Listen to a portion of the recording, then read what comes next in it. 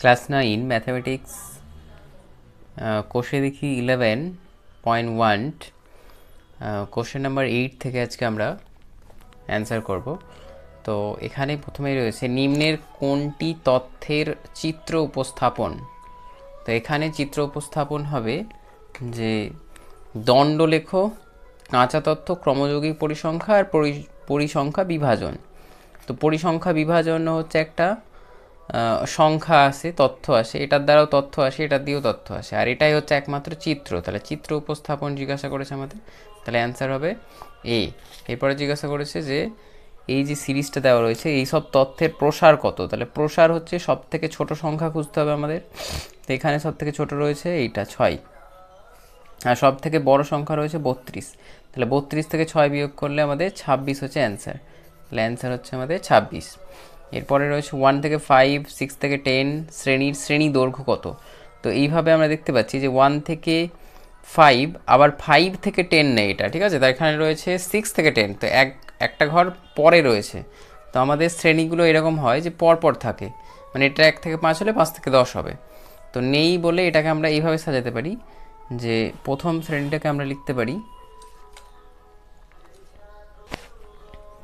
প্রথম শ্রেণীকে আমরা লিখতে পারি 0.5 থেকে 5.5, আরেকটা আমরা লিখতে পারি 5.5 থেকে 10.5। তাহলে এখানে শ্রেণী দৈর্ঘ্য দাঁড়াচ্ছে যে এর দুটোর মধ্যে ডিফারেন্সটা হচ্ছে শ্রেণী দৈর্ঘ্য। 5.5 থেকে 0.5 মাইনাস করলে 5 আসে, তাহলে এখানে অ্যান্সার হবে 5। কোশ্চেন নাম্বার 4, একটি পরিসংখ্যা বিভাজন তালিকার শ্রেণীর মধ্যবিন্দু যথাক্রমে 15, 20, 25, 30। তাহলে আমরা এখানে গ্যাপ দেখতে পাচ্ছি 5 করে, 5-এর গ্যাপ, ঠিক আছে। এখানে গ্যাপ 5, এখানেও 5, এখানেও 5, 5-এর গ্যাপ রয়েছে। এবার শ্রেণীর মধ্যবিন্দু হচ্ছে 20, তাহলে সেই শ্রেণীটাই অ্যান্সার হবে যার যোগফল 2 দিয়ে ভাগ করলে 20 আসবে, আর এদের দুজনের মধ্যে গ্যাপ হবে 5 করে, ঠিক আছে। তাহলে এখানে আমরা দেখতে পাচ্ছি যে 12 থেকে 17-র মধ্যে গ্যাপ রয়েছে 5, কিন্তু এই দুটোর যোগ করে যদি আমরা 2 দিয়ে ভাগ করি, 12 আর 17 তো 29, আর 0.5 মিলে 30, 30কে 2 দিয়ে ভাগ করলে 15 আসে, 20 আসছে না, ঠিক আছে। 20 নিয়ে আসতে হবে। এই দুটো যদি আমরা যোগ করে 2 দিয়ে ভাগ করি তাহলে 20 আসছে, এবং এখানে দেখতে পাচ্ছি এদের দুজনের মধ্যে গ্যাপও রয়েছে 5-এর, আর এখানে কিন্তু গ্যাপ 5 নেই, তাহলে এটা হবে না। এখানেও গ্যাপ 5 নেই, তাহলে এটা হবে না, ঠিক আছে। তাহলে আমাদের অ্যান্সার হচ্ছে এই বি অ্যান্সার। নেক্সট, একটি পরিসংখ্যা বিভাজন তালিকায় একটি শ্রেণীর মধ্যবিন্দু 10 এবং প্রতিটি শ্রেণীর দৈর্ঘ্য 6, শ্রেণীটির নিম্ন সীমা কত হবে। তো এই ক্ষেত্রে একটা সূত্র রয়েছে যে শ্রেণীর নিম্ন সীমা। তাহলে কোশ্চেন নাম্বার 8-এর 5, শ্রেণীর কোনো একটা শ্রেণীর নিম্ন সীমা বের করতে হবে। তাহলে নিম্ন সীমা সমান হচ্ছে মধ্যবিন্দু মাইনাস শ্রেণী দৈর্ঘ্য বাই 2, মধ্যবিন্দু মাইনাস শ্রেণী দৈর্ঘ্য বাই 2। তাহলে এখানে মধ্যবিন্দু দেওয়া রয়েছে 10, মাইনাস শ্রেণী দৈর্ঘ্য 6 বাই 2, কাটাকাটি করলে 3, এখানে বিয়োগ করলে 10 থেকে 3 বাদ 7, 7 হচ্ছে অ্যান্সার রয়েছে বি। তাহলে বি হচ্ছে অ্যান্সার।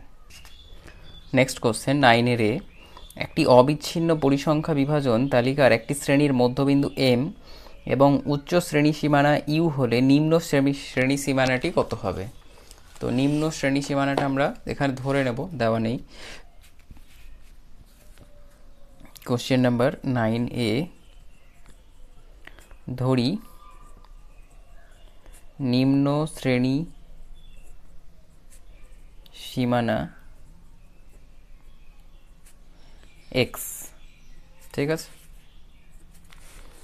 তাহলে আমাদের এখানে শর্তানুসারে বলতে পারি যে নিম্ন আর উচ্চ দুটোকে ভাগ করলে নিম্ন প্লাস উচ্চ শ্রেণী সীমানা দেওয়া রয়েছে ইউ বাই 2 করলে আমরা মধ্যবিন্দুর মান পাই। এবার মধ্যবিন্দুর মানটা কিন্তু দেওয়া রয়েছে এম, তাহলে এটা সমান এম হবে।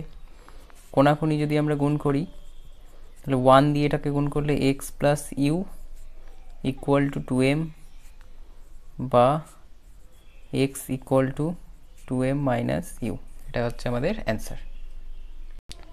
নেক্সট কোশ্চেনে আমাদের দেওয়া রয়েছে যে একটি অবিচ্ছিন্ন পরিসংখ্যা বিভাজন তালিকায় একটি শ্রেণীর মধ্যবিন্দু 42, শ্রেণীদৈর্ঘ্য 10 হলে শ্রেণীটির উচ্চ ও নিম্ন সীমা কত?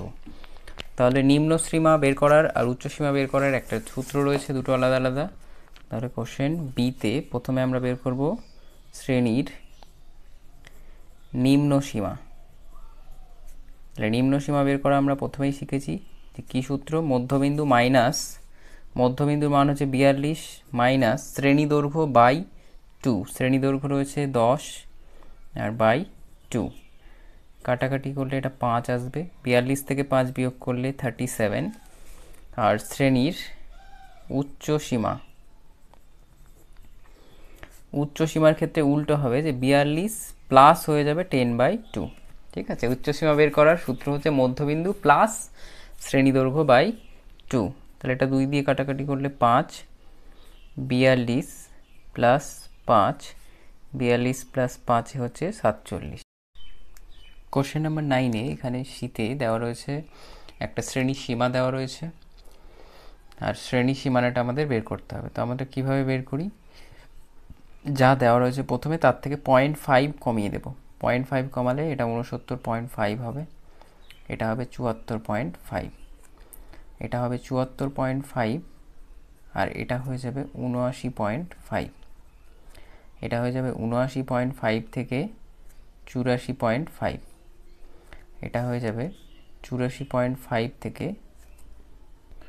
আচ্ছা এটা ছিল 85 থেকে 89, তাহলে এটা হয়ে যাবে 84.5 থেকে 89.5।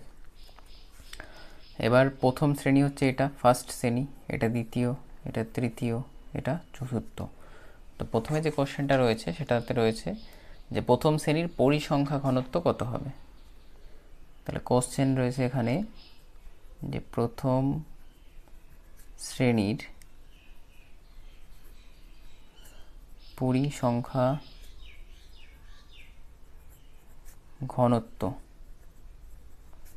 পরিসংখ্যা ঘনত্ব হবে উক্ত শ্রেণীর পরিসংখ্যা, তার মানে প্রথম শ্রেণী হচ্ছে এটা, তার পরিসংখ্যা হচ্ছে 3 বাই হবে তার শ্রেণী দৈর্ঘ্য। তো শ্রেণী দৈর্ঘ্য হচ্ছে এটা থেকে এটা মাইনাস করলে 5 আসে, তাহলে 5 দিয়ে এটাকে আমাদের ভাগ করতে হবে, দশমিক দিয়ে একটা শূন্য, 5 6 30, তাহলে এইটা হচ্ছে অ্যান্সার 0.6 প্রথম শ্রেণীর পরিসংখ্যা ঘনত্ব।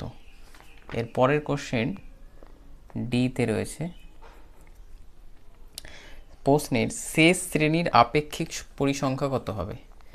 শেষ শ্রেণীর বলেছে, শেষ শ্রেণীর আপেক্ষিক পরিসংখ্যা, শেষ শ্রেণীর আপেক্ষিক পরিসংখ্যা হবে উক্ত শ্রেণীর পরিসংখ্যা বাই মোট পরিসংখ্যা।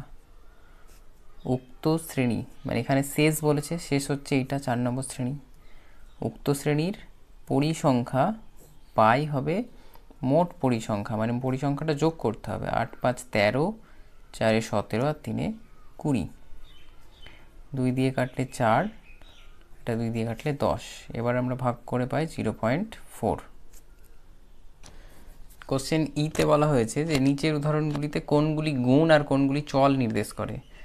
তো পরিবারের সংখ্যা, এটার পরিবারের সংখ্যা কারোর সমান হয় না প্রত্যেকের ক্ষেত্রে, তাহলে পরিবারের সংখ্যা পরিবর্তনশীল, তাহলে এটা হচ্ছে চল বলা যায়। পরিবারের জনসংখ্যা, তারপরে রয়েছে দৈনন্দিন তাপমাত্রা, প্রতিদিন তাপমাত্রাও পরিবর্তন হয়, দৈনন্দিন তাপমাত্রা। তারপরে রয়েছে শিক্ষাগত মান, তো মান তো একটা গুণের মধ্যেই পড়ে, শিক্ষাগত মান।